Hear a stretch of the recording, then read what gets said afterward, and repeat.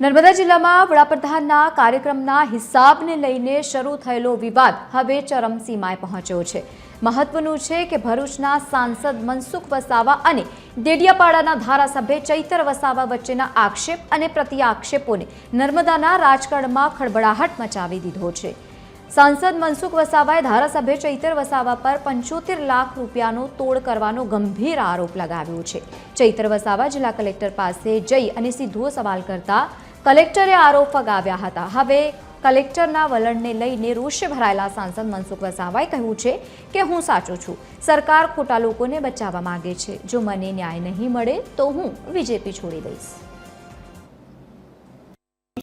બે આટા પ્રેસ વાર્તા કરી છે। હવે મેં બી ધારાસભ્ય છું સર, સાંસદ તમારું નામ લઈને એવું કહે છે કે મને કલેક્ટરે ત્યાં બોલાવીને કીધા હતા, તમે કલેક્ટરને પૂછી લો, એટલે અમે પૂછવા સાહેબ મેં ક્યારે તમારી પાસે 75 લાખ રૂપિયાની માંગણી કરી? આ વાત જ ખોટી વાત છે ને।